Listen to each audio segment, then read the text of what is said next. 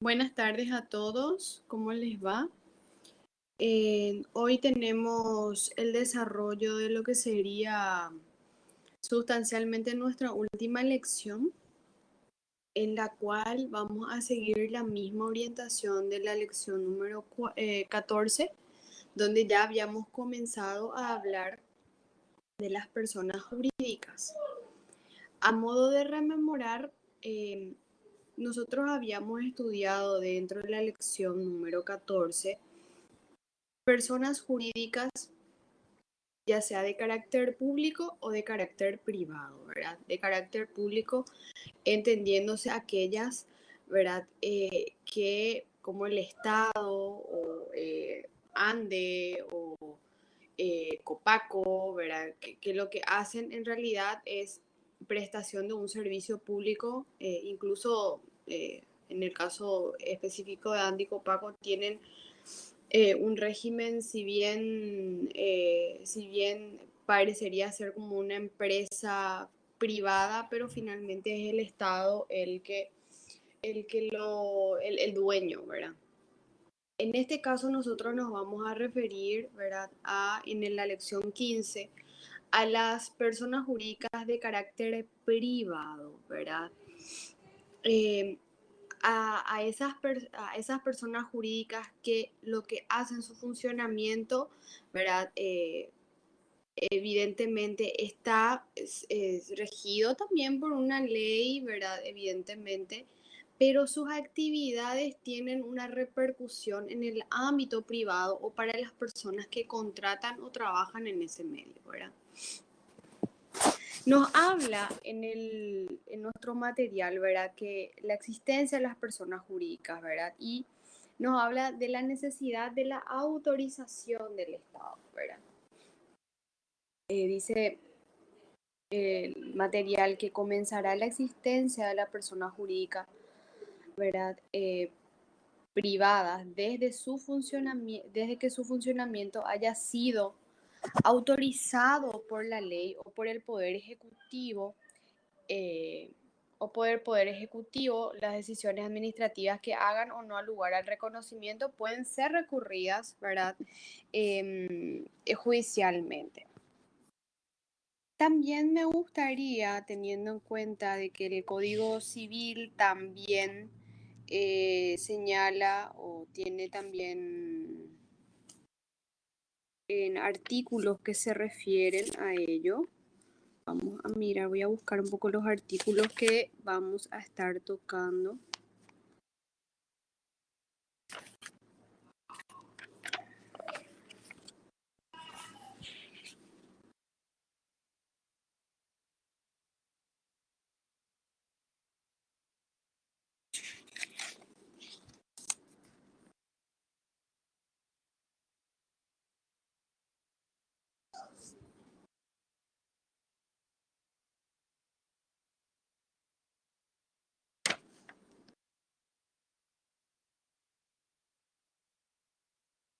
Vamos a leer desde el artículo 94, si me siguen con la lectura del Código Civil. Ayer ya habíamos leído el artículo 91, ¿verdad? Donde nos daba la lista el Código Civil de los que son considerados personas jurídicas, ¿verdad? También el artículo 92 nos refería con respecto a las personas jurídicas de los estados extranjeros, los organismos internacionales reconocidos por la República y las personas jurídicas extranjeras también, ¿verdad? En el artículo 93, ¿verdad? Nos señala el comienzo de la existencia. ¿Cuándo existe la persona jurídica? Y se comenzará la existencia de las personas jurídicas previstas en los incisos E son las universidades, el F son las asociaciones que tengan por objeto el bien común, la H son las fundaciones y la I, las sociedades anónimas del artículo 91, desde que su funcionamiento hayan sido autorizados por ley o por el Poder Ejecutivo. Entonces, esto es muy importante, sé que se tenga en cuenta de que el simple hecho de la constitución en escritura pública, el tener los estatutos hechos por escribanía, no es suficiente para que pueda funcionar o para que, o sea, para que pueda ser reconocida como persona jurídica. Si bien se hacen actos, ¿verdad? Entre el momento de que se establecen los estatutos hasta que finalmente se da reconocimiento, por lo general pasan unos 2 o 3 meses, ¿verdad? Hasta que por fin sale el acto administrativo que lo autoriza el funcionamiento, ¿verdad? Mientras tanto, todas las gestiones que se vayan haciendo para el giro normal de esa persona jurídica, lo asumen personalmente los administradores, ¿sí? Entonces eso es muy importante hasta tanto salga la ley o la autorización por parte del Poder Ejecutivo para poder hacerlo, ¿verdad? En las decisiones administrativas que hagan o no lugar al reconocimiento pueden ser recurridas judicialmente, ¿verdad? O sea, que se puede hacer un juicio para ello, ¿verdad? Entonces, eso está establecido en el artículo 93.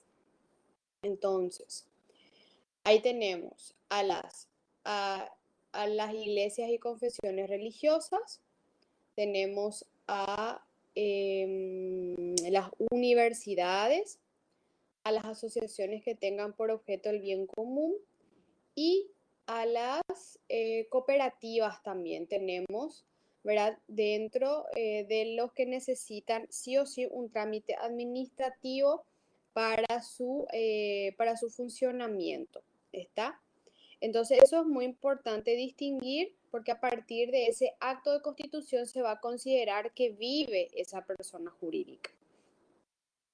En el caso de una persona física, recuerdan de que se le corre, o sea, es sujeto de derecho la persona física desde su nacimiento o concepción.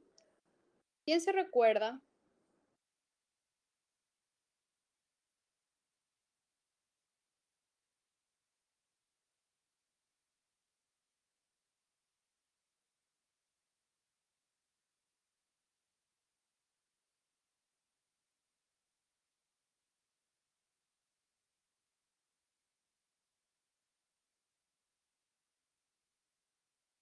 Estaban dormidos.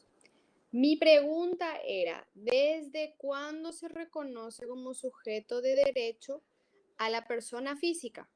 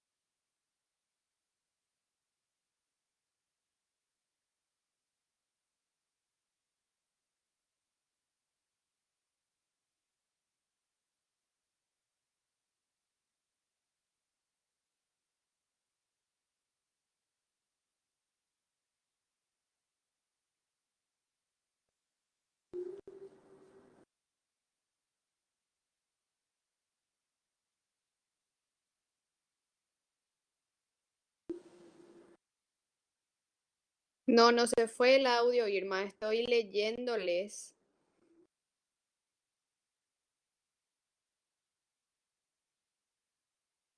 Y les estoy leyendo y les estoy leyendo.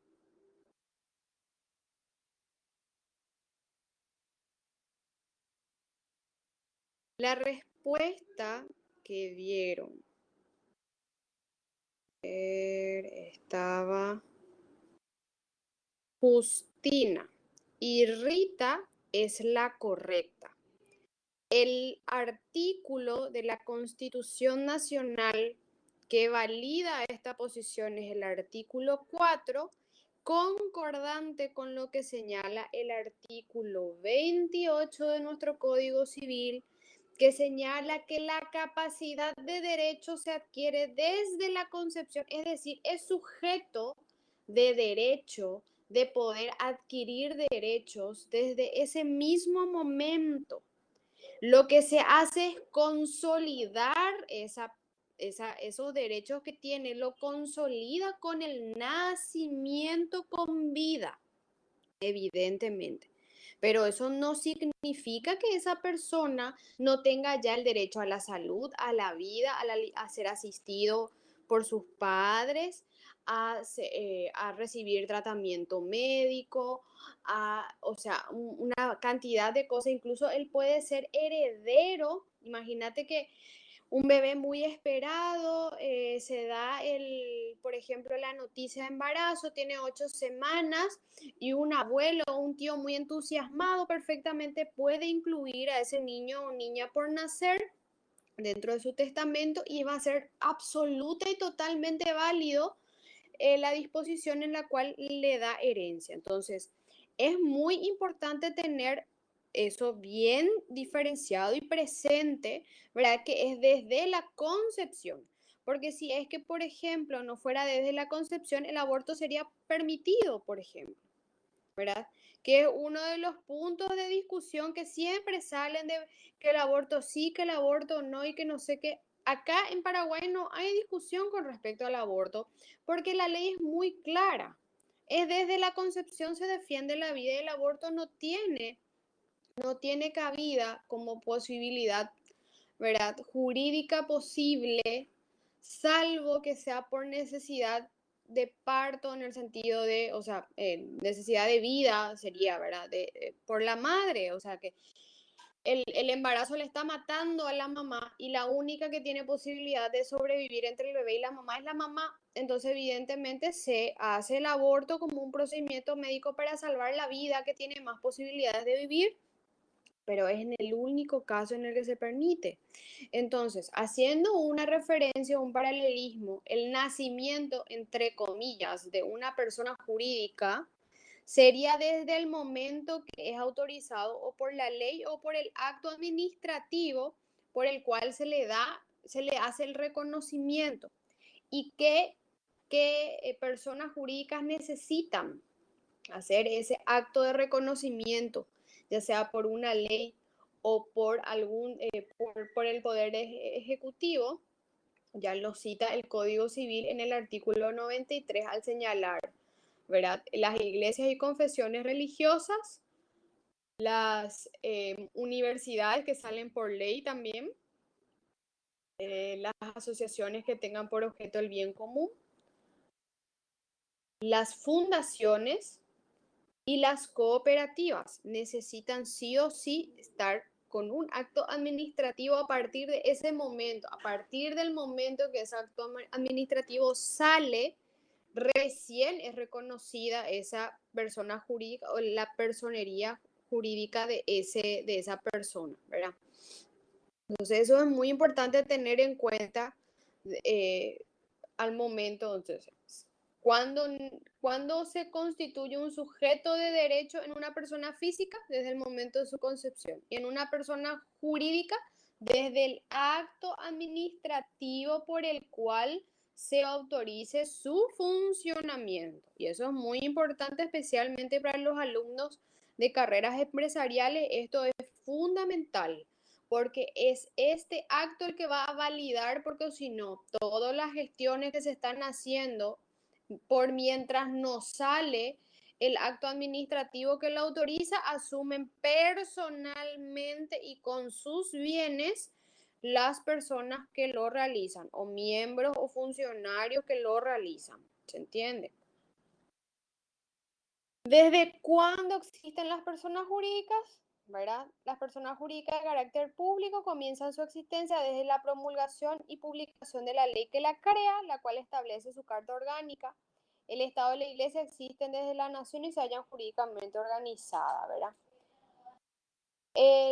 Las personas jurídicas privadas son las que requieren reconocimiento del Estado, es decir, tienen que haber, además de eso, un acta de constitución de los socios, ese es un documento que se elabora a través de un escribano público, y esto otra vez tiene que ser solicitado ante el Poder Ejecutivo para que el Poder Ejecutivo autorice su funcionamiento. Entonces, estas son las personas de carácter privado, las que requieren el reconocimiento del Estado de su acto de constitución.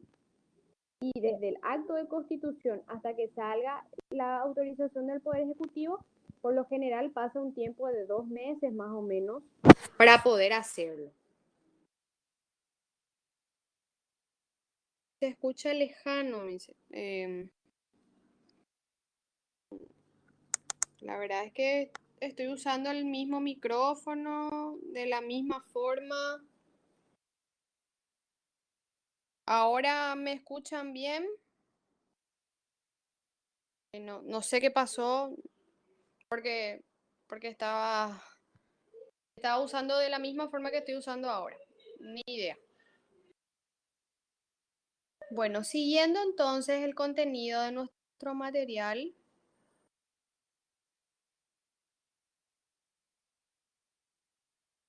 existe también personas jurídicas de las que no necesitan reconocimiento del Estado porque su vida o existencia comienza desde, o sea, no necesitan el reconocimiento, por ejemplo, por parte del Poder Legislativo o del Poder Ejecutivo, pero su existencia comienza desde la inscripción en los registros públicos. Entonces también es eso algo, ¿verdad? Que se tiene que tener en cuenta, ¿verdad? Entonces hay dos tipos. Hay algunos que necesitan, que son estos nombrados taxativamente por el artículo 93, ¿verdad? Del Código Civil, y los demás comienzan su existencia desde la inscripción en el registro público, ¿sí? Las personas jurídicas extranjeras, ¿verdad? Que ya vimos que por el artículo 92, ¿verdad? Señala de que se le va a reconocer, ¿verdad? Como personas jurídicas de derecho público, y también siempre y cuando ellos tramiten ¿cómo es? Su validación acá en el país, no hay problema por un trámite de homologación. Y lo mismo también se reconoce persona jurídica de derecho público a los demás estados, siempre que se hayan constituidas conforme al ordenamiento, ¿verdad? Siempre y cuando sean legales en su lugar de origen, acá también se le puede asimilar, ¿verdad? Sin problemas, siempre y cuando no riña con con ninguna normativa de orden público.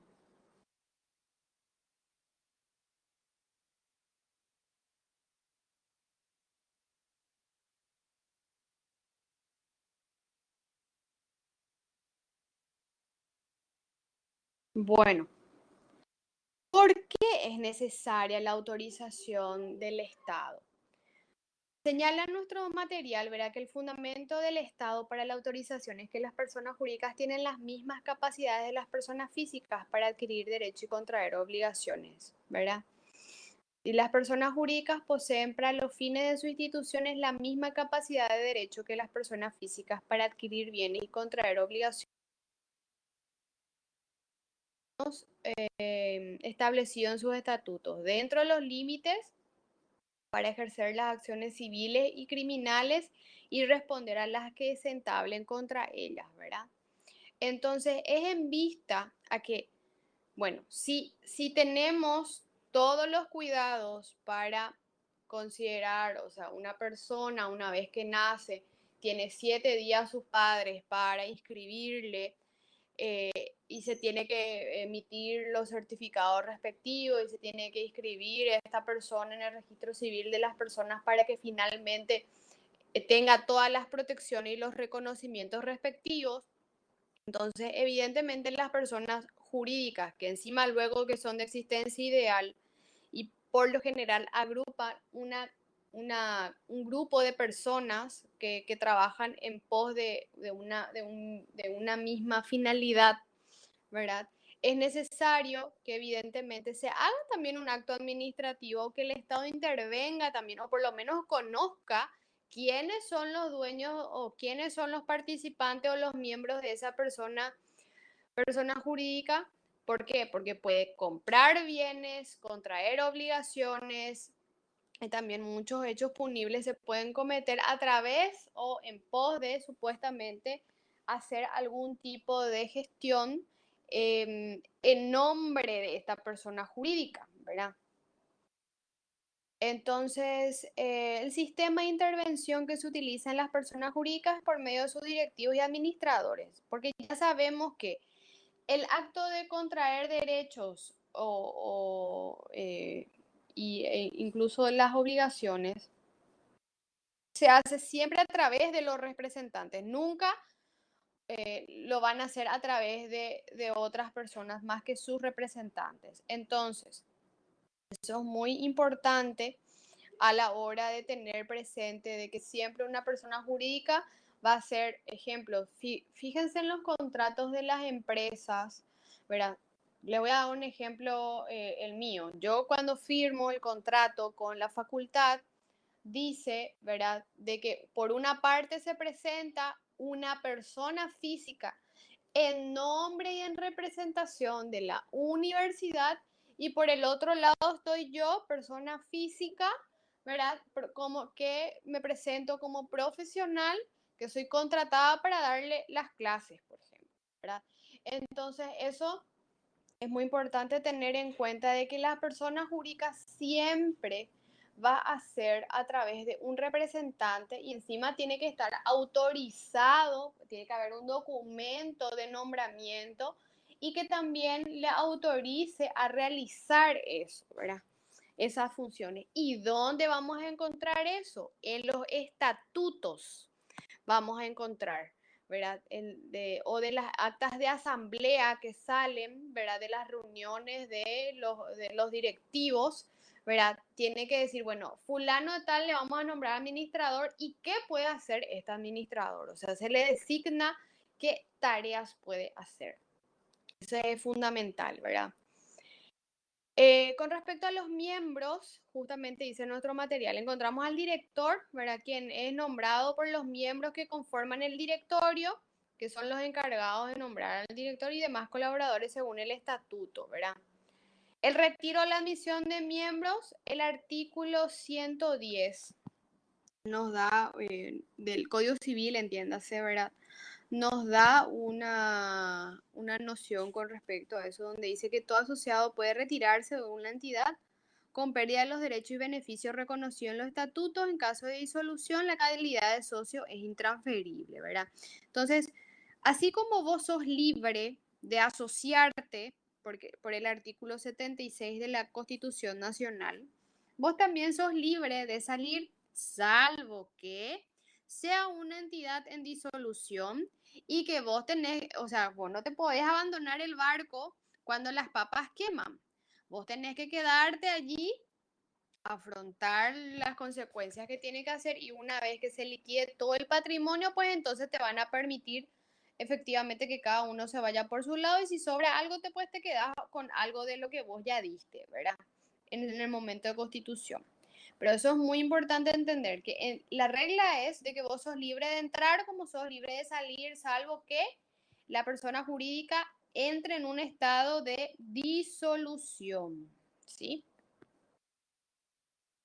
Con respecto a la distinción que se hace de las personas jurídicas y sus miembros, eso también es muy importante. Esto se establece en el artículo 94 del Código Civil, donde nos habla que que las personas jurídicas son sujetos de derechos distintos de sus miembros, y evidentemente sus patrimonios son diferentes. Es decir, lo que yo tengo, los bienes que yo tengo, no son los mismos que la persona jurídica a la cual, o sea, entre comillas, de mi empresa, ¿sí? Si es que yo lo que hice fue la separación de los bienes, o sea, si es una unipersonal es otra cosa, pero si es, por ejemplo, una SA, una SRL, evidentemente hay una entrega de patrimonio y no es lo mismo que lo mío, ¿verdad?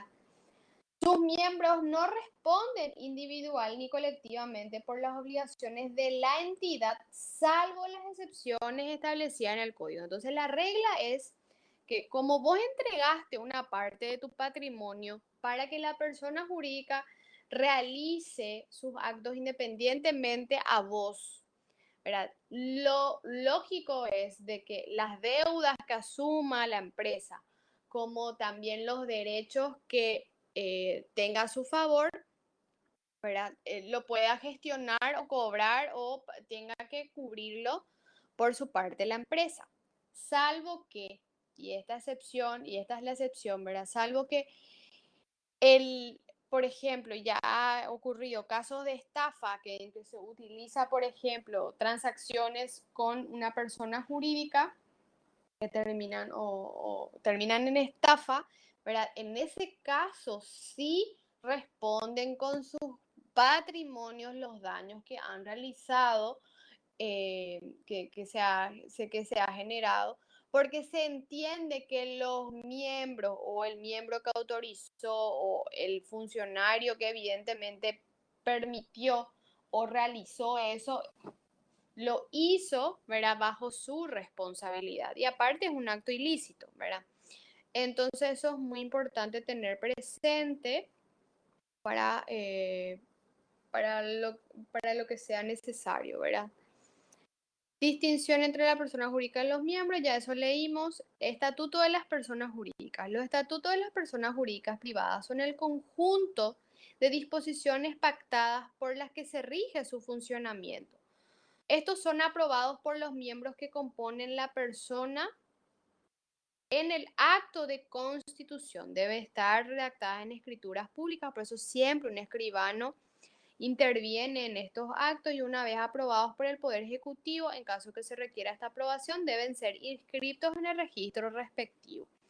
Entonces siempre van a necesitar para poder hacer el trámite, el concurso de una escribana pública con quien van a definir cuáles van a ser las cláusulas o los artículos o los puntos que va a tener ese acto constitutivo, cuál va a ser la forma o qué órganos va a tener, cuántos departamentos, cuántas autoridades va a tener, de cuántos miembros está compuesto, etcétera, etcétera.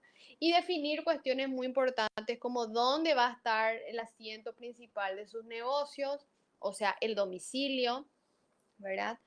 Y cuánto va a ser el aporte de cada miembro para la persona jurídica.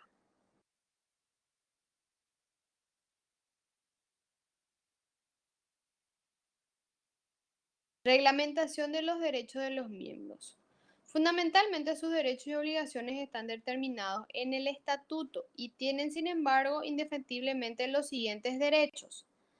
El derecho a formar parte de la asamblea, si es la asamblea la máxima autoridad, evidentemente tienen derecho a formar parte de la asamblea. También tienen el derecho o la facultad sería más bien de demandar en caso la nulidad de lo resuelto por una asamblea o la dirección cuando se hubiese violado la ley o los estatutos, ¿verdad? Cuando los estatutos te dice que tiene que haber un mínimo de 10 personas para sesionar y se hizo o se decidió algo con 5 o 2 personas, evidentemente ese acto se puede solicitar su nulidad. Y también el derecho a retirarse de la entidad, que ya sabemos, ¿verdad? Que así como tenés la libertad de poder unirte, tenés también la libertad de poder salir, ¿sí? Hasta acá estamos bien, chicos. ¿Me están escuchando?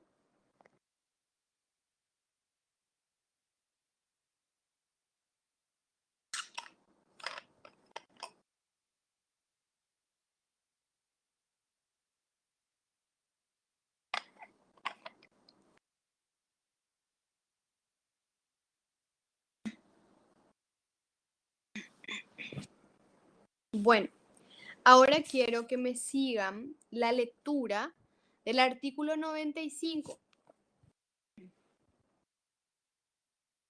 El artículo 95 del Código Civil nos dice que las personas jurídicas, salvo que se disponga, que lo que se disponga en el acto constitutivo, tienen su domicilio en el lugar de su sede. Y recuerden de que habíamos señalado de que en el acto constitutivo, o sea, en ese estatuto es donde se establece el domicilio, ¿sí?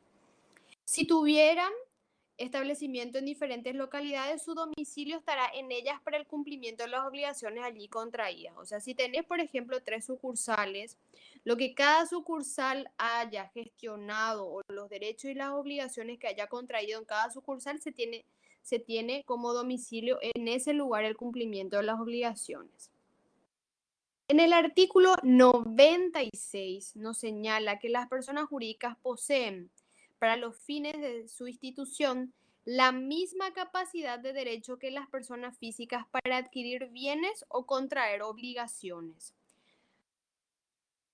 por intermedio de los órganos establecidos en sus estatutos. Dentro de estos límites pueden ejercer acciones civiles, criminales y responder a las que se entablen contra ellas. ¿Y cómo se hace eso? Bueno, se nombra a una persona, por lo general se le nombra a un director, a un gerente, ¿verdad?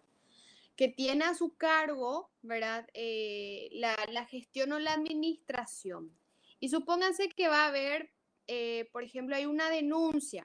Entonces, esta persona gerente puede, a través de un acto administrativo de la asamblea, por lo general, lo ya le da esa facultad desde el momento, en el momento que le, ¿cómo se dice? Que le da la posesión del cargo.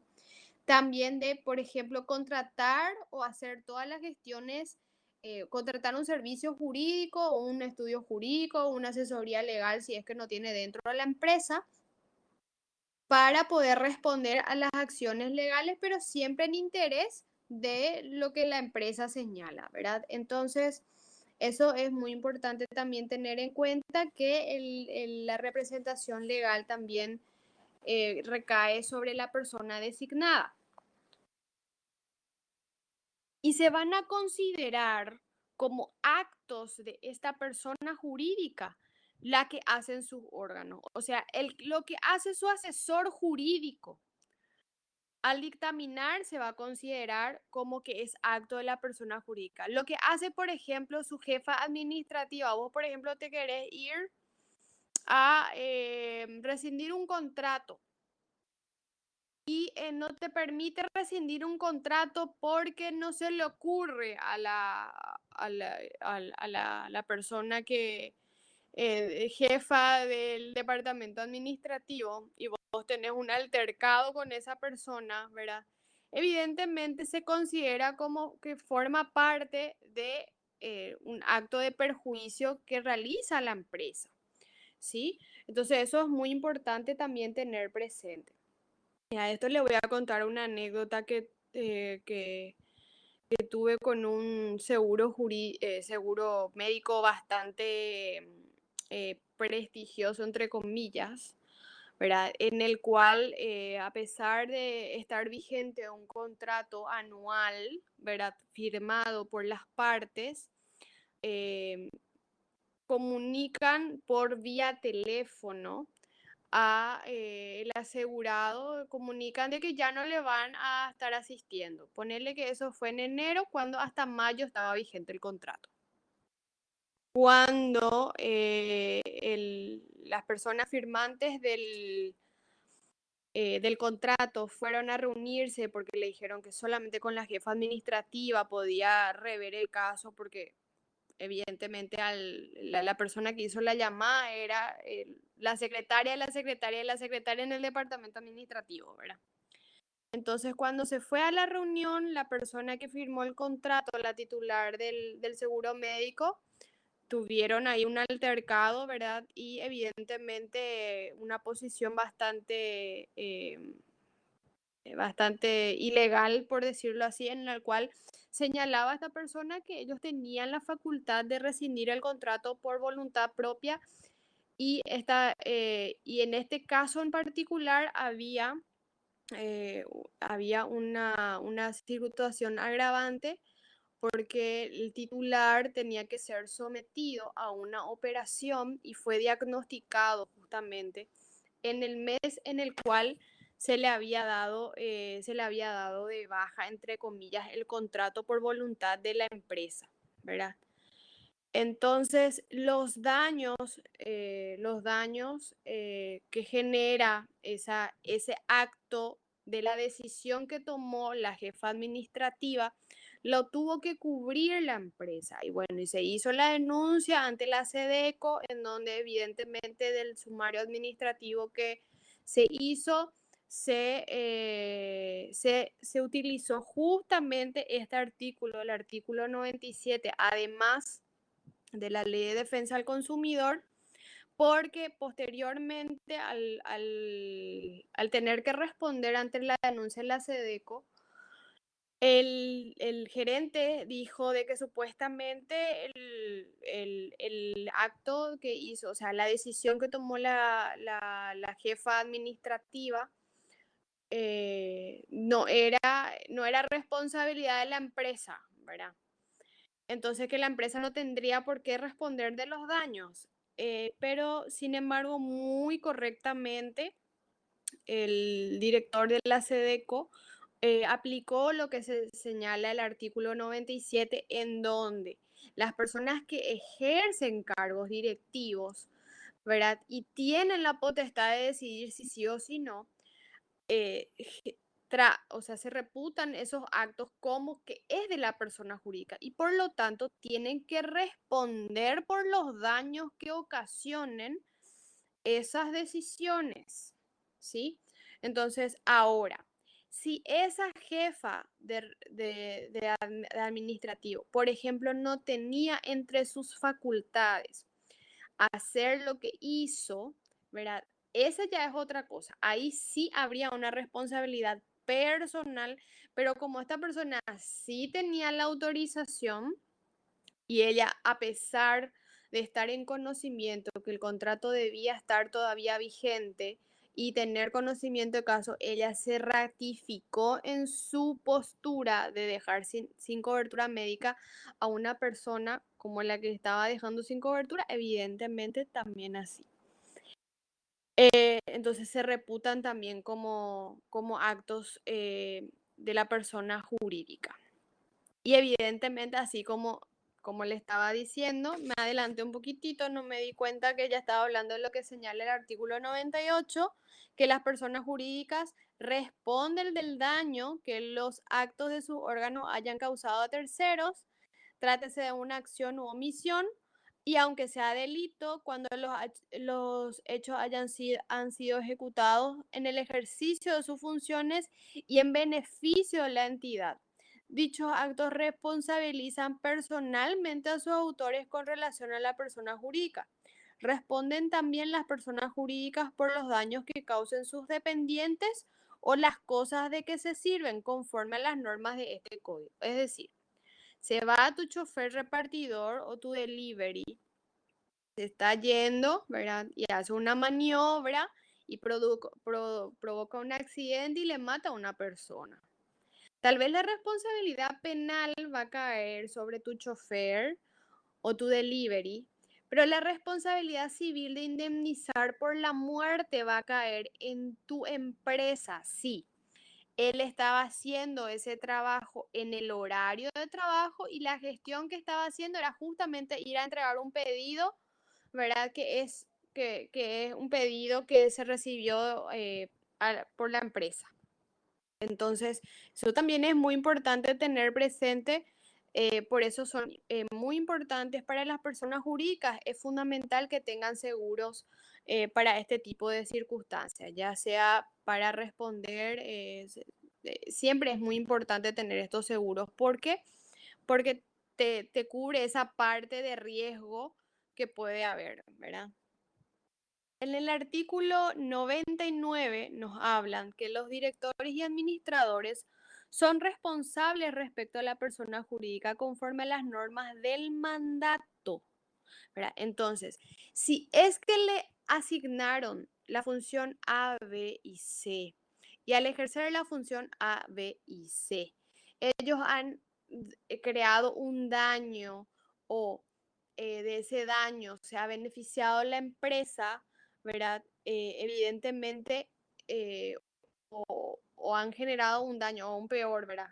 O han generado un daño para la empresa en el ejercicio de esas funciones, ellos responden a la empresa, ¿verdad? Están exentos de responsabilidad aquellos que no hayan participado en el acto que ha causado daño, salvo que habiendo tenido conocimiento de que iba a realizarse, no hayan hecho constar su disentimiento. Y a esto les voy a dar un ejemplo. Supónganse de que vos estás en la junta de directivos y se está haciendo la asamblea. Vos ves o estás visorando de que se va a hacer una maniobra para hacer algo ilegal. Vos no diste tu voto de conformidad, pero tampoco dejaste, o por ejemplo, te abstuviste de votar, pero vos no dejaste constancia de que vos estabas en contra de ese acto que ellos estaban haciendo. Entonces, vos sos responsable, igual que ellos, de lo que está pasando. Sin embargo, y vas a ser procesado penalmente si es que en algún momento esto llega en la parte penal. Sin embargo, cosa distinta es cuando vos participando de la asamblea te das cuenta de la maniobra, le decís, señores, yo no me voy a prestar para este juego y exigís que conste en acta tu disentimiento o tu disenso, ¿verdad? Con respecto a la posición o a los actos que se van a hacer, o incluso más, si vos te enterás de que efectivamente se hicieron esos actos, vos te vas y denunciás en el Ministerio Público, vos no vas a ser procesado como cómplice ni como en carácter de autor de ese hecho. Entonces, eso es muy importante tener también presente de que hay todo un sistema que avala justamente el disentimiento también, pero para eso evidentemente se tiene que dejar por sentado un documento. Lo que no hay en documento no sirve en derecho. Hasta acá estamos bien.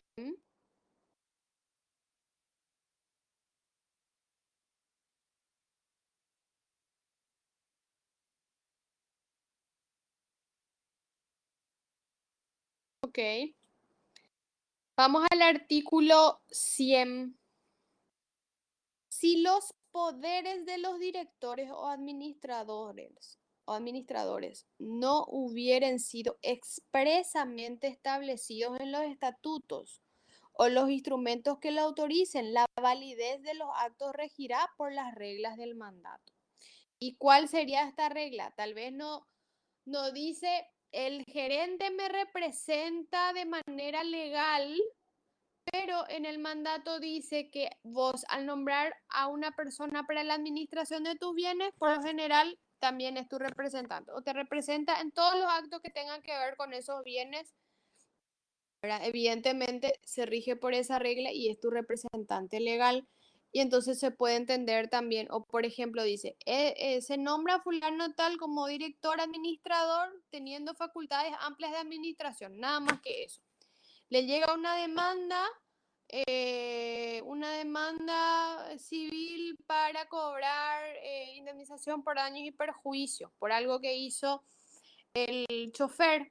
Bueno, evidentemente, al darle una amplitud para ejercer actos administrativos, se puede inferir de que también tiene la suficiente poder para contratar un abogado si no tiene una asesoría jurídica o para designar o encargar al asesor jurídico, si es que lo tiene dentro de la estructura de la empresa, para poder responder a esa demanda. El artículo 101 nos habla que la existencia y la capacidad de las personas jurídicas privadas extranjeras se rigen por las leyes de su domicilio. El carácter que revisten como tales las habilita a ejercer en la República todos los derechos que le corresponden para los fines de su institución en la misma medida establecida por este código para las personas privadas nacionales. Para el ejercicio de los actos comprendidos en el objeto especial de su institución se sujetarán a las prescripciones establecidas en las leyes de la República. Bueno, ¿qué quiere decir esto?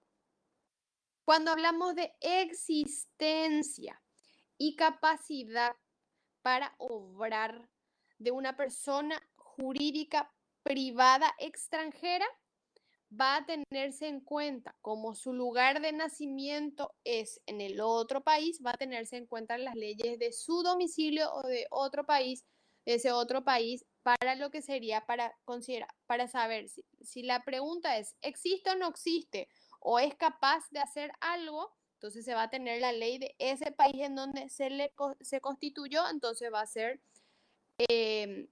el que va a valer. Sin embargo, cuando lo que hablamos es de que Coca-Cola Company va a hacer algún acto jurídico acá en Paraguay, evidentemente esos actos jurídicos se van a regir no por la ley del domicilio de Coca-Cola, que es allá en Estados Unidos, sino que va a ser por la ley de aquí, por el domicilio que constituya para ese acto jurídico aquí.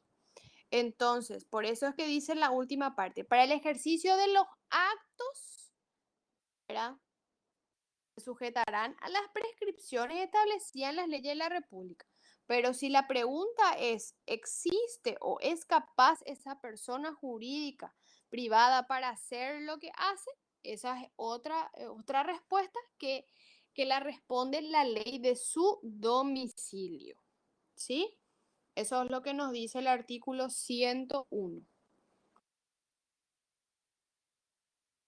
Hasta acá estamos bien.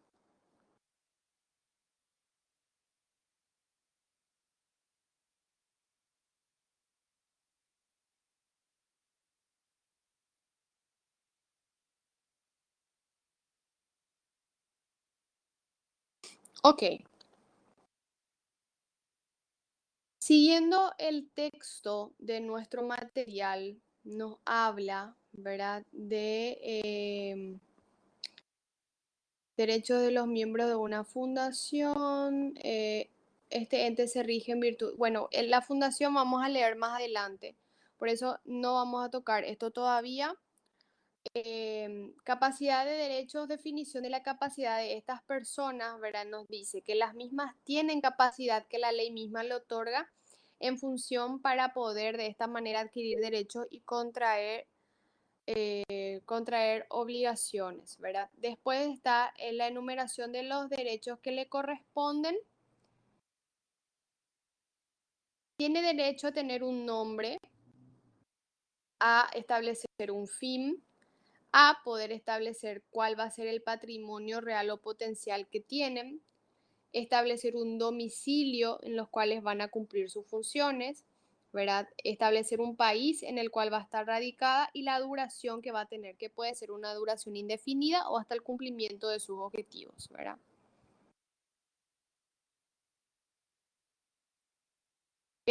Ya también hablamos de la amplitud de la capacidad que está establecida en el artículo 96, ¿verdad? Que se considera como si fuera una persona física para adquirir derechos y contraer obligaciones, siempre y cuando lo haga a través de sus órganos establecidos conforme a sus estatutos. El artículo 96, en la amplitud de capacidad. Con respecto a las limitaciones, principios de especialidad y prohibición expresa de realizar ciertos actos, cuando hablamos, ¿verdad?, en esto del principio de especialidad del fin, nos habla de que toda persona jurídica puede realizar todos los actos que requiera, ¿verdad?, siempre que tienda a cumplir con el fin de la institución, ¿verdad? Ahora, un acto que va en contra de ese fin, evidentemente no se puede considerar como un acto válido o que esté concordante con lo que sería lo adecuado para una institución, y ahí es donde se podría dar en la casuística del artículo 99, por ejemplo, cuando vos te das cuenta de que dentro de la asamblea está ocurriendo una maniobra que va en contra de su fin, entonces vos tenés que, si estás participando del acto en el cual se va a realizar esa maniobra, entonces vos tenés que dejar en acta tu disentimiento con respecto a eso, ¿verdad? Justamente por eso. ¿Por qué? Porque la regla es de que todo acto está permitido siempre y cuando responda al fin de la institución, ¿verdad? Y en el caso de que no sea así, pues entonces se tiene que dejar constancia del sentimiento justamente para evitar fines fraudulentos también. Con respecto a la responsabilidad de las personas jurídicas que ya vimos, el artículo 99 nos dice, ¿verdad?, que son los directores, ¿verdad?, y administradores que hayan sido, ¿verdad?, nombrados, ¿verdad?, por la asamblea, ¿verdad?, por la máxima autoridad. La representación de estas personas, necesidad exclusiva de esta representación. El director y los miembros son los instrumentos y órganos por medio de los cuales las personas jurídicas manifiestan su propia voluntad y generalmente entran en relaciones jurídicas con otros sujetos. Y eso es lo que les estuve explicando, ¿verdad? De que si bien yo, por ejemplo, firmo con la UPAP para poder enseñarles a ustedes, pero en realidad en el contrato figura el nombre de una persona quien en nombre y representación de la UPAP firma conmigo el contrato, ¿sí? Como parte de su, evidentemente teniendo facultad para firmar conmigo ese contrato. Pregunta Rosalía, ¿puedes repetir esas dos diferencias? ¿Cuáles diferencias? ¿A cuáles diferencias te está refiriendo Rosalía?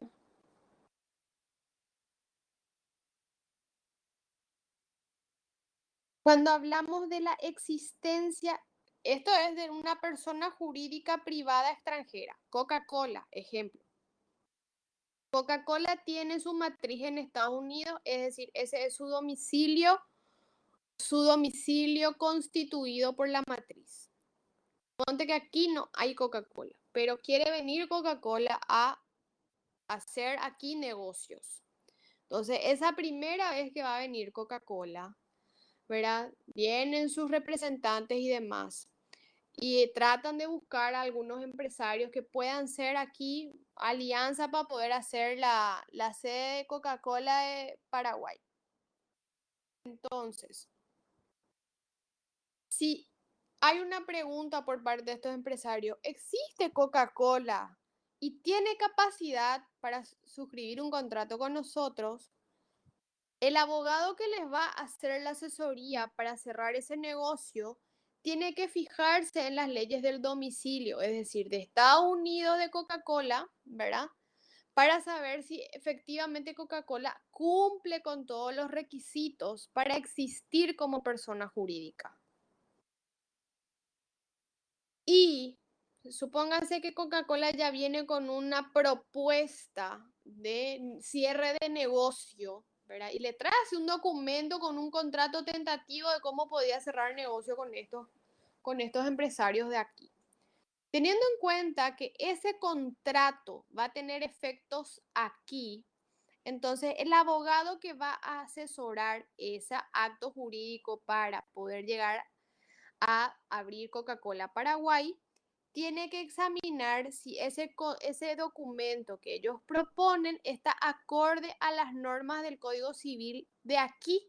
¿Por qué? Porque aquí va a tener los efectos ese acto jurídico de cierre para poder consolidar o tener acá una sucursal. Entonces son casuísticas diferentes. Cuando lo que se quiere saber si esa persona jurídica extranjera existe o tiene capacidad para hacer cualquier acto jurídico por sí solo, ¿verdad? Se tiene que mirar las leyes de su domicilio en el extranjero, porque es en el extranjero el que se dio su nacimiento. Sin embargo, si acá quiere hacer un acto, se tiene que ceñir a las reglas de aquí. Porque recuerdan el principio de territorialidad, que todos los actos realizados en el territorio del Paraguay se rigen por las normas del Código Civil o por las leyes paraguayas. ¿Se entiende? A eso se refiere.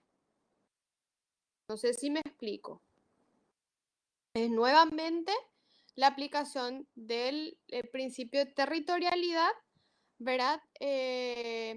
Una vez más, si se dan cuenta. Y es concordante este artículo 101, es concordante con el artículo...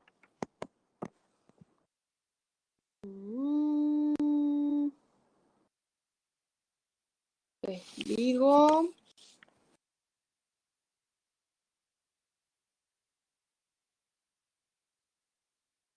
El artículo 23 del Código Civil, donde nos habla, ¿verdad?, que la forma de los actos jurídicos se rige por la ley del lugar de su celebración.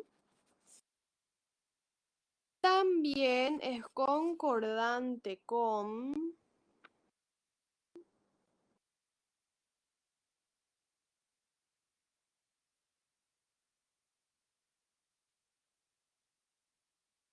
Les digo... El artículo 26, donde dice que la existencia y la capacidad de las personas jurídicas de carácter privado constituidas en el extranjero se regirán por las leyes de su domicilio, aunque se trate de actos ejecutados y bienes existentes en la República. ¿Escuchan?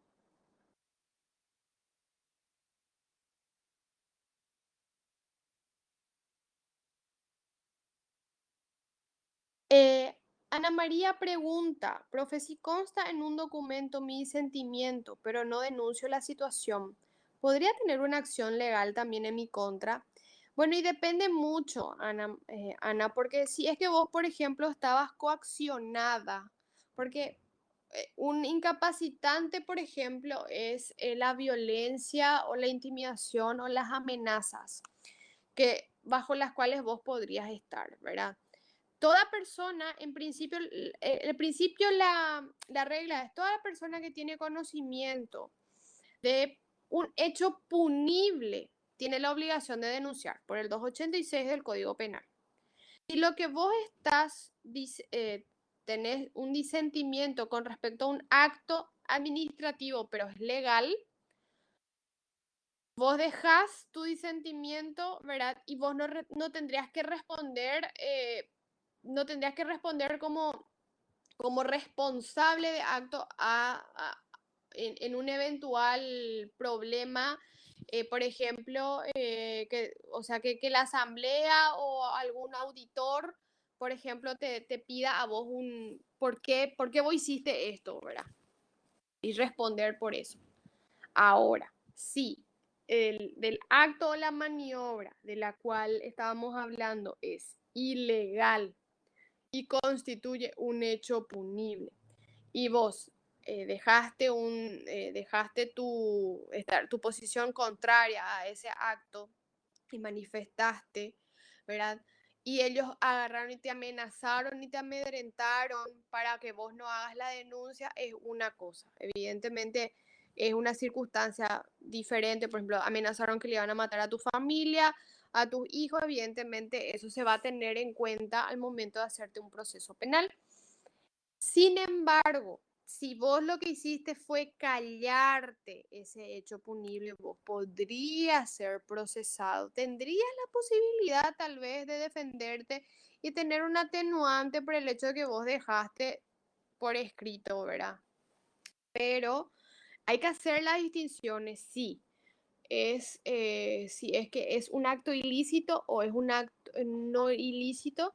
Y también es algo a considerar, es si hay daño o no de ese acto que se hizo, por ejemplo. Eso también es muy importante tener en cuenta, ¿verdad? Porque, por ejemplo, si hay una acción civil, imagínense que es un acto, si bien vos no estás de acuerdo, pero es legal. Y después esto acarrea un daño, ¿verdad? Entonces, ahí y hay una acción civil por la cual se tiene que hacer una indemnización por ese daño, ¿verdad? Entonces, evidentemente, ahí tiene que responder la empresa por ese daño, pero no va a ser por tu acto finalmente, o no te pueden hacer un sumario administrativo para procesarte a vos y no sé, y ponerte una amonestación o algo parecido. Entonces, hay diferentes circunstancias que se pueden dar, pero la importancia del sentimiento siempre es importante a modo de desligarse de las responsabilidades, pero esto no te exime de realizar la denuncia si es que no hay ningún peligro para tu vida o algo así, ¿verdad? Si es que hay, evidentemente se va a tener en cuenta eso para poder, ¿cómo se dice? Desligarte a vos de una responsabilidad penal, ¿verdad? No sé si respondí la pregunta, si se entendió.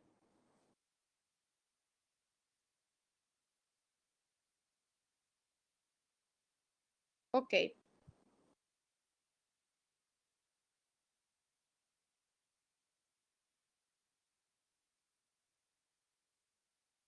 En el artículo 99, ¿verdad? Que era lo que estábamos hablando, el caso en el cual estamos hablando, evidentemente constituye lo que se llama una extralimitación de los representantes, ¿verdad? Cuando ya hacen como, hasta casi, casi como un abuso de poder, ¿verdad? Y es lo que está ahí en nuestro material, ¿verdad? Lo que explica. El artículo 100 también ya lo leímos con respecto a, por ejemplo, cuando se habla de un nombramiento así general, te nombro gerente y tener autorización para la administración general de la persona jurídica, ¿verdad? Entonces, también se entiende, se puede entender que tiene que tener la potestad de contratar asesores jurídicos y eso que le estuve diciendo, ¿verdad? Entonces, ese sería lo que se puede interpretar el artículo 100, que ya también leímos. La responsabilidad por los delitos, dice nuestro material, que es lo que leímos en el artículo 98, que también que responden por los daños que causen los actos de sus órganos, responde la persona jurídica, salvo, ¿verdad?, de que sea un delito y no lo hace en el ejercicio de sus funciones el responsable, ¿verdad? Limitaciones del principio de responsabilidad, nos dice nuestro material. Las personas jurídicas son responsables cuando por el efecto de sus funciones hayan alterado un valor jurídico protegido, debiendo indemnizar en este caso, pero no es responsable por la actividad individual que realicen sus miembros fuera de lo que sea la persona jurídica. En este caso responden personalmente, ¿verdad? El domicilio, ya habíamos visto también el artículo 95, la deliberación de sus miembros. Nos habla acá, ¿verdad?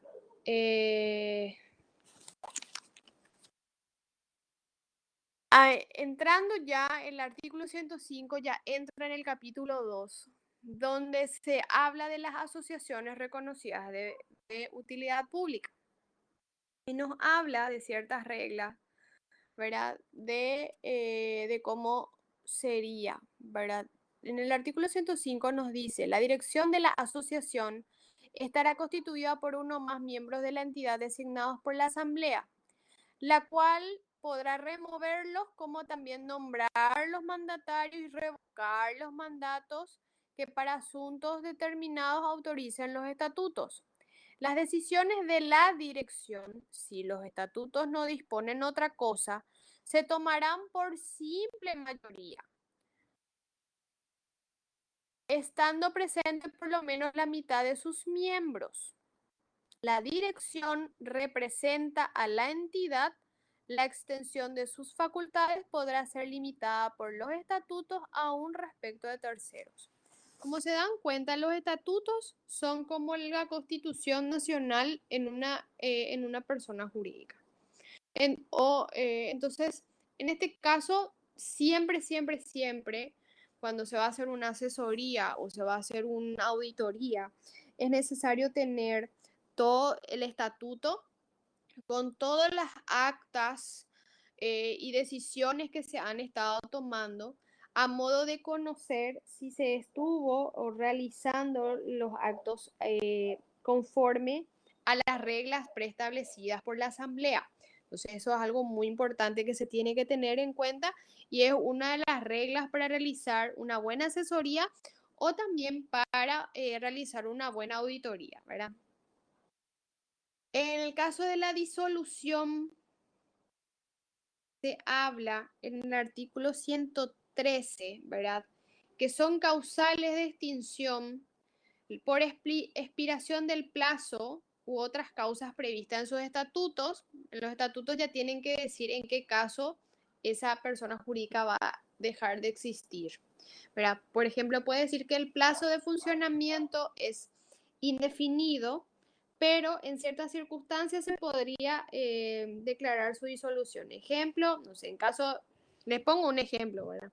En caso de pandemia, en caso de terremoto, pérdida total de su activo por un incendio, qué sé yo, algo así, ¿verdad? Entonces puede ser. También otra circunstancia por la cual se puede dar o puede disolverse la persona jurídica es por la resolución de la asamblea. Evidentemente, si la asamblea es la autoridad máxima, puede dar nacimiento, también puede disolverla, ¿verdad? Por imposibilidad de cumplir su fin y por la quiebra. También es eso muy importante tener en cuenta que es una causal establecida también en la ley.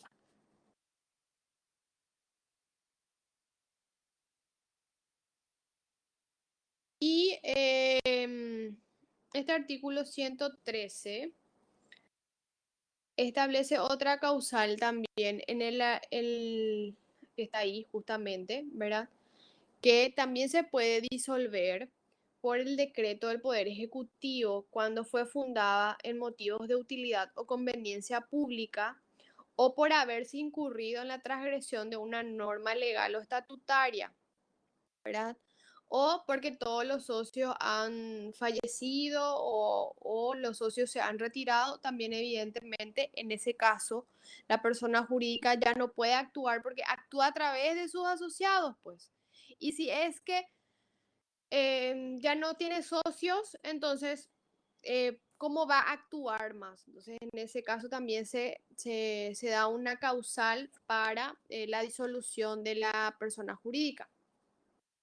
Con respecto a sus bienes, en el artículo 116 van a leer del Código Civil que señala que disuelta, ¿verdad? Sus bienes tendrán el destino indicado en sus estatutos y si nada se hubieran dispuesto, serán considerados vacantes, ¿verdad? Salvo perjuicio a terceros o a los asociados, entonces en ese caso, cuando se declaran vacantes, se tiene que ver si hay deudas. Si hay deudas, evidentemente se van a pagar todas esas deudas. También se tiene que ver si no hay daño o demanda o algo que haya quedado ahí flotando. Y si hay un remanente y no hay socios a quienes se les tiene que devolver, entonces el Estado se queda con esos bienes, ¿sí? Eso también es algo muy importante que se tiene en cuenta en el caso que no se haya establecido el destino que se le va a dar a los bienes si es que no tiene nadie que cobrar. ¿Está? Y ese sería entonces el final de nuestra lección 15, ¿verdad? Hasta acá, ¿cómo vamos? ¿Se entendió o no? ¿Cómo estamos?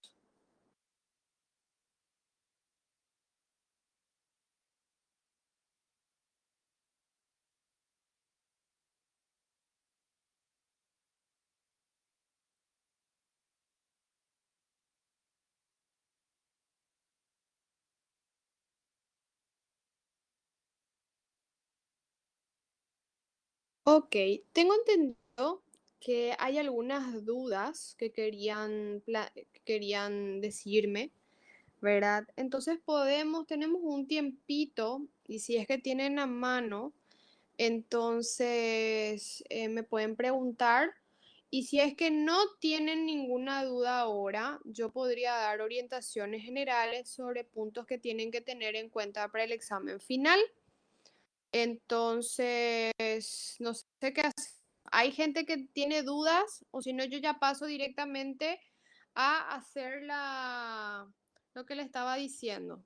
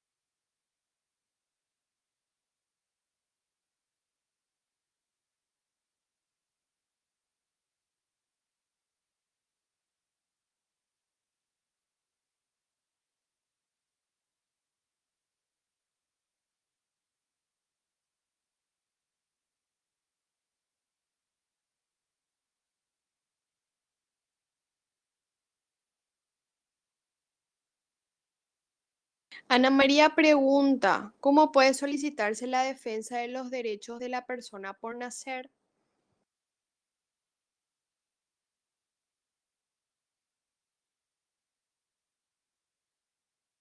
Bueno, tenemos dos circunstancias que pueden darse, ¿verdad? Una circunstancia que es, por ejemplo, tenemos a una madre, ¿verdad? Que le tiene que demandar al padre del niño para que se haga responsable de la asistencia alimentaria que evidentemente desde la pancita le corresponde al bebé por nacer, ¿verdad? Entonces, en ese caso, ¿quién es la representante legal? Es la madre que puede acudir a la Defensoría Civil, a la Defensoría Pública Civil de la Niñez y la Adolescencia, a solicitar que se le pueda hacer la acción que se llama ayuda prenatal, ¿sí?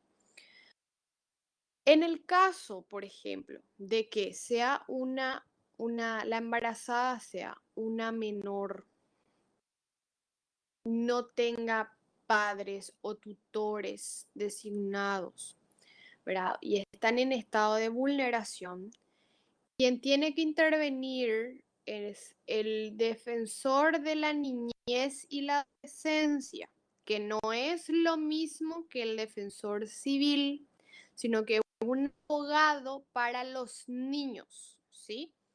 No es un abogado que el defensor civil de la niñez y la adolescencia es un abogado como el abogado privado que le representa a quien tiene en realidad el poder de representación, ¿verdad? eh, del niño, porque tiene la patria potestad de ese niño, por ejemplo, o es tutor de ese niño.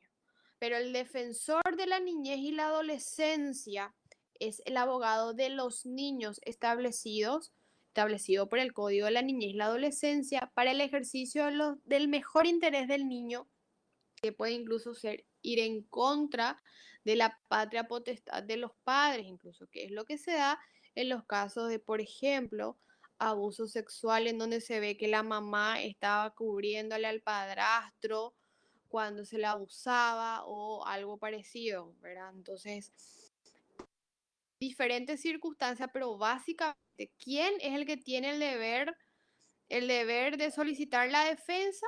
Los padres en principio. Si no hay padres, los tutores. Y si no hay padres ni tutores, el defensor de la niñez y la adolescencia, modo de buscar, ¿verdad? La defensa y sacarle esa situación de vulnerabilidad a esa persona. ¿Se entiende?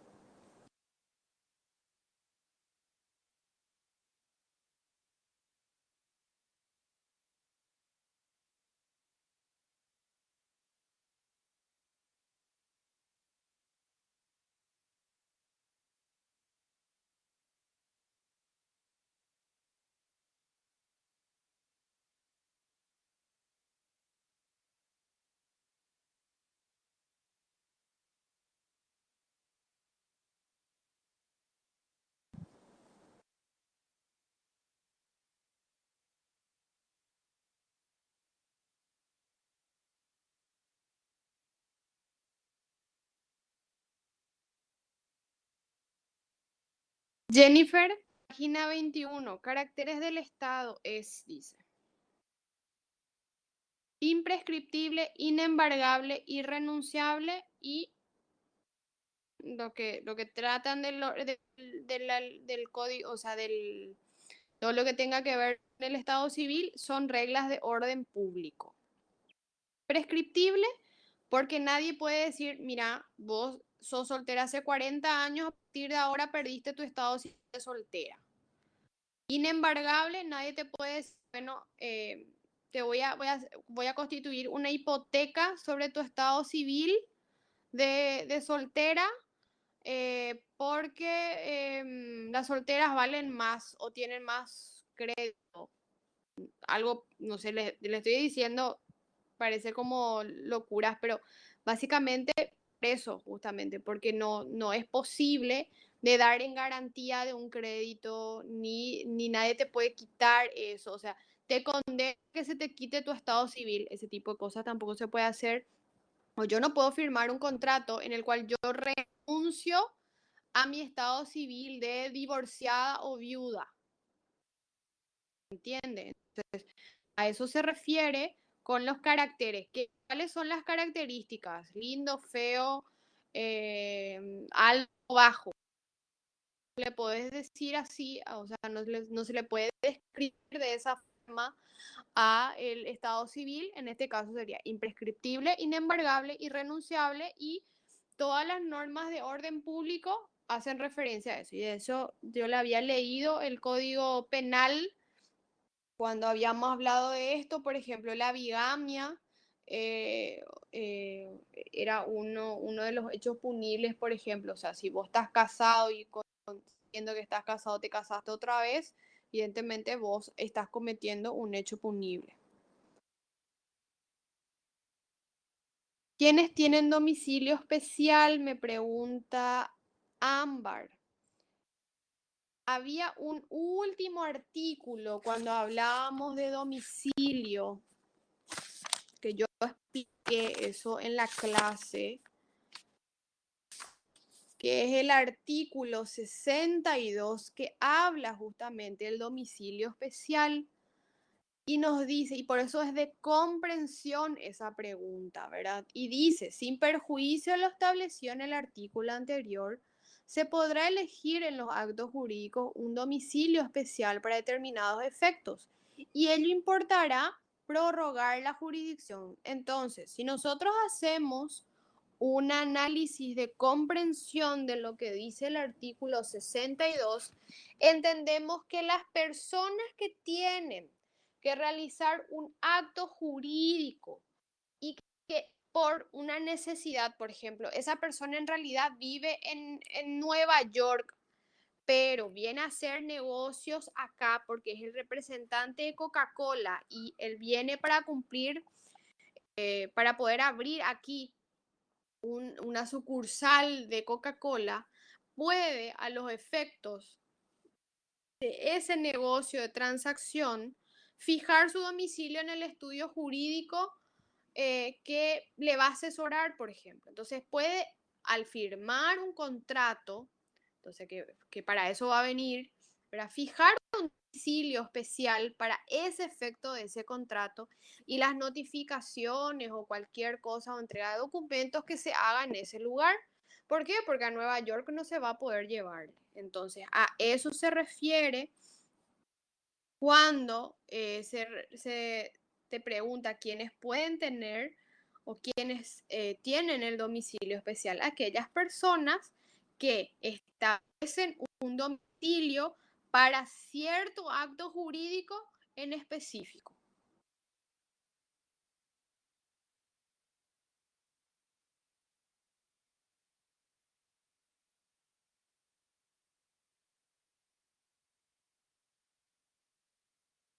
También en lo que dice Jennifer, ¿verdad? Cuando, por ejemplo, firmas un contrato de adhesión y, por ejemplo, yo, por ejemplo, soy de Villa Elisa, pero cuando fui a firmar por mi línea para mi Tigo TV o Claro TV o lo que sea, te dice que las partes se someten a las jurisdicciones de los tribunales de acción, definiendo entonces de que como recuerdan que el domicilio es el que fija, ¿verdad? La jurisdicción en la que se van a someter, entonces podría darse también esas posibilidades. Entonces también cuando uno firma ese tipo de contratos, por lo general, establece domicilios especiales y hay prórroga de jurisdicción.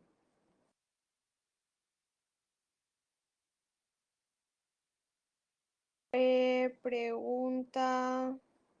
Ana María pregunta, ¿cuáles serían las causas por las cuales se da la emancipación?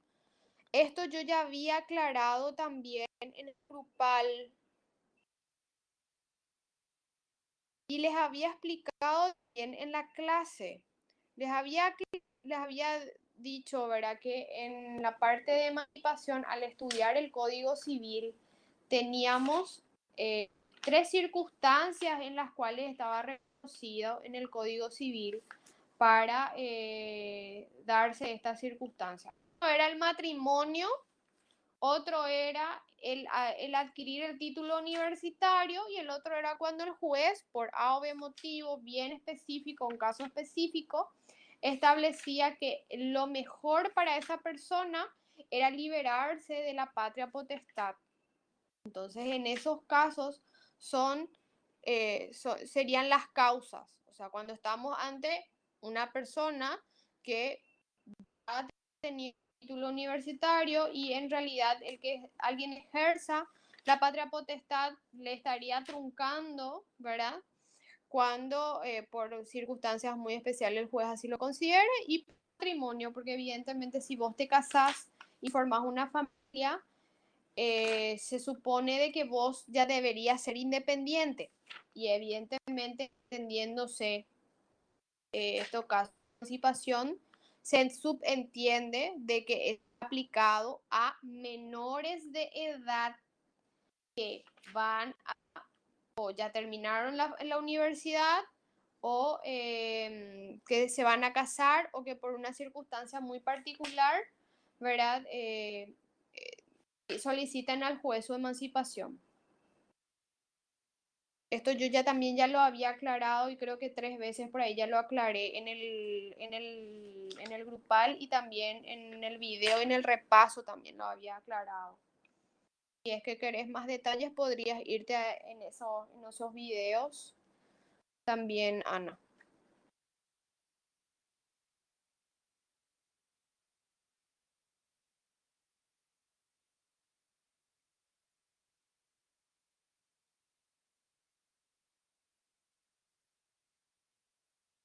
Bueno, parece que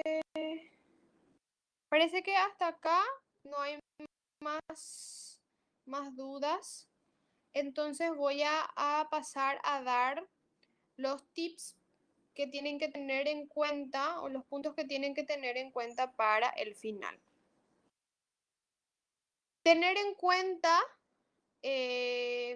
cuáles eran las fuentes del derecho, gente. ¿Se recuerdan? La costumbre, la ley, la doctrina y la jurisprudencia son fuentes de derecho que alimentan al derecho para que luego se haga norma jurídica, ¿verdad? Y les había hablado incluso de que el divorcio no salió de la nada, sino salió de la cantidad de personas casadas que se unían con otras personas, formaban otra familia y ¿qué ocurría? Por ejemplo, después de 40 años de convivencia, se muere y esa persona con quien hizo 40 años no se puede quedar con nada de lo que ellos construyeron en conjunto, que esté a nombre de esta persona. ¿Por qué? Pues estaba casada con otra. Entonces, se vio la necesidad de crear una ley especial, la ley 45, ¿verdad? Que es la ley del divorcio. Y así fue como el divorcio se introdujo a nuestra legislación, por ejemplo. Entonces, ahí vemos de dónde lo que viene el derecho. Un ejemplo, ya les di, y son la costumbre, la ley, la doctrina y la jurisprudencia. También estudiar muy bien la distinción entre derecho objetivo y subjetivo, que no es lo mismo, ¿sí? El derecho subjetivo objetivo, que fueron las primeras lecciones que nosotros vimos, ¿verdad? También cuando yo les di la clase de atributos de personas físicas, yo les estaba de hecho en el material listado cuáles son los atributos de las personas físicas y también les había dicho con respecto a los atributos de las personas jurídicas. Así que también tengan en cuenta las diferencias entre uno y otro, ¿verdad? Cuáles son los atributos de las personas físicas y cuáles son los atributos de las personas jurídicas, ¿verdad? También con respecto al nombre, ¿verdad? También denle una leída, especialmente hagan la distinción si tiene o no algún tipo de connotación patrimonial. También esa lista de personas jurídicas, ¿verdad? Que establece el Código Civil, ténganlo presente y mírenlo y remírenlo, ¿verdad? Porque es cierto que es una lista, pero tienen que distinguir cuáles son, entonces, de una lista de cosas que se van a estar nombrando. Entonces, cuáles son personas jurídicas y las personas jurídicas de carácter público, también cuáles son y cuáles son de carácter privado, ¿verdad? Y las de carácter público ya habíamos visto de que son aquellas que tienen como finalidad justamente la provisión de servicios públicos, el Estado, las gobernaciones, las municipalidades, ¿verdad? Los entes autárquicos y autónomos, ¿verdad? Son personas de carácter público, ¿verdad? Y podríamos decir que son de carácter privado las fundaciones, las universidades, las cooperativas, las sociedades anónimas. Entonces, eso es algo que ustedes tienen que hacer. O sea, que la lista que está en el artículo 91 pueden trabajar. Bueno, el Estado es una persona jurídica pública. Los gobiernos departamentales y municipales, público. Iglesias y confesiones, público. Entidades autárquicas, público. Universidades, privado. Asociaciones que tengan como objeto el bien común, privado. Asociaciones inscritas con capacidad restringida, privado. Fundaciones, privado. Y así hagan esas distinciones porque no es lo mismo una con otra. Estudiar también, ¿cómo se dice? La definición de persona física y de persona jurídica. También cuándo comienza a existir la persona física y la persona jurídica. Y también las diferencias entre domicilio, residencia y habitación. Eso también está establecido como un punto de evaluación en nuestro examen final. Entonces, tienen que tener en cuenta eso a modo de hacer sus repasos respectivos.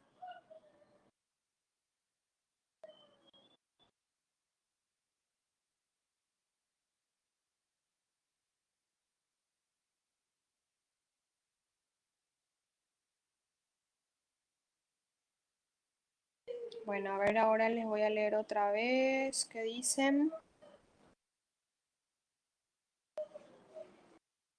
Una vez el sistema de los videos de la conferencia se genera a través de esta plataforma. Una vez de que me habilita a descargar la grabación, yo subo a mi canal de YouTube y les comparto el link, pero pueden suscribirse al canal de YouTube también y ahí van a recibir, van a tener disponible todos los videos, así que eso simplemente lo pueden hacer de esa forma también.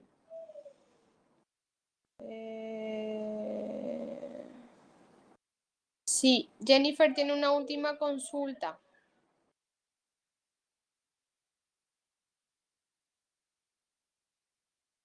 No recuerdo la cantidad de preguntas, creo que son 10 por ahí.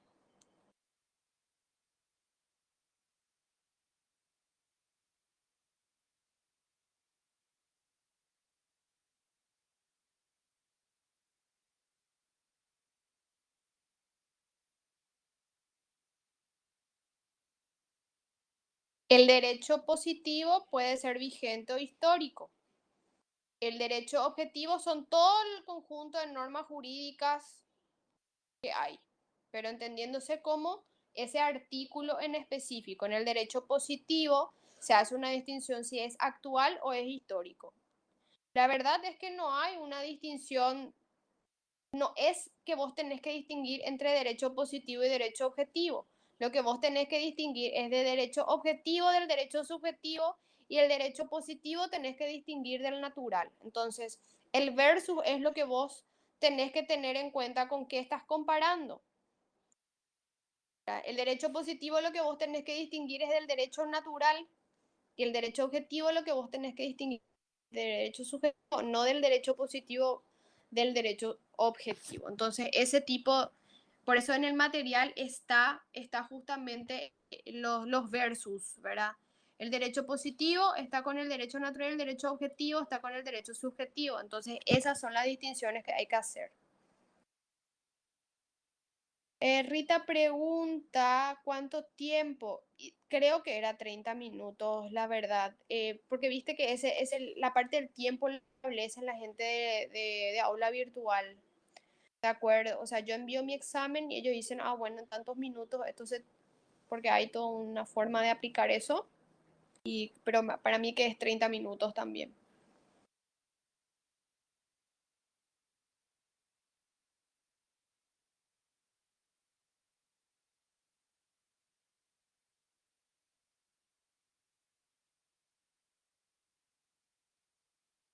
Eh,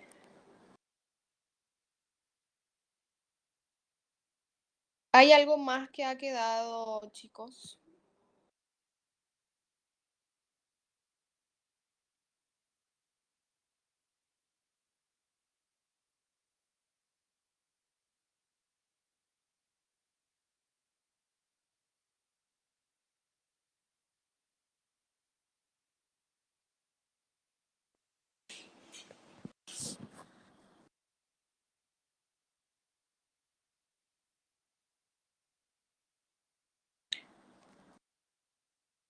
Sí, no, yo ya di directivas con respecto a eso en el grupal, justamente también lo dice, tienen que estar atentos a lo que ya había señalado en el grupal, ¿verdad?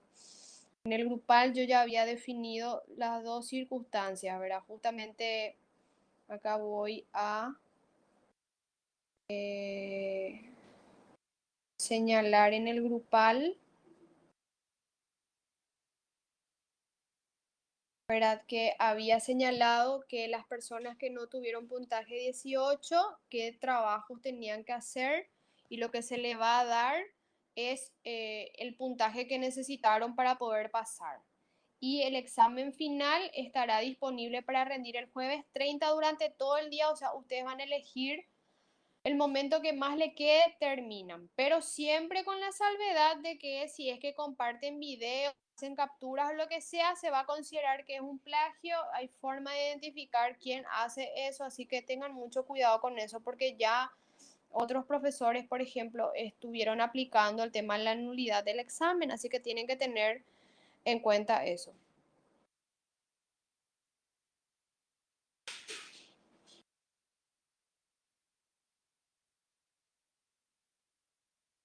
La pregunta, Ámbar pregunta, ¿quiénes consideran las personas de tercera edad?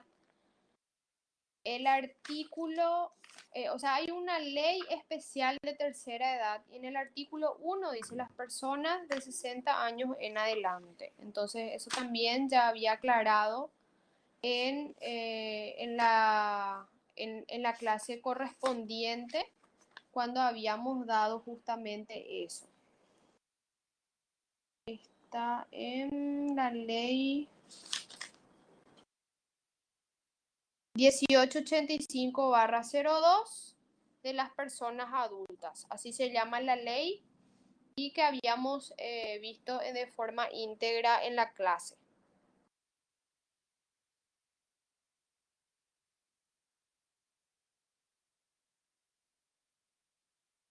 Ok, chicos, entonces sigan leyendo y como les dije, hagan hincapié en esos puntos que yo ya les estuve haciendo un repaso rápido, ¿sí?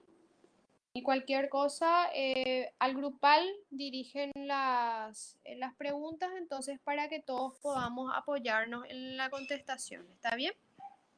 Y cuando esté disponible esta grabación van a recibirlo, voy a alzar el link respectivo para que puedan volver a ver, ¿está bien? Bueno, quedamos así entonces, chicos. Que descansen y tengan un buen resto de jornada.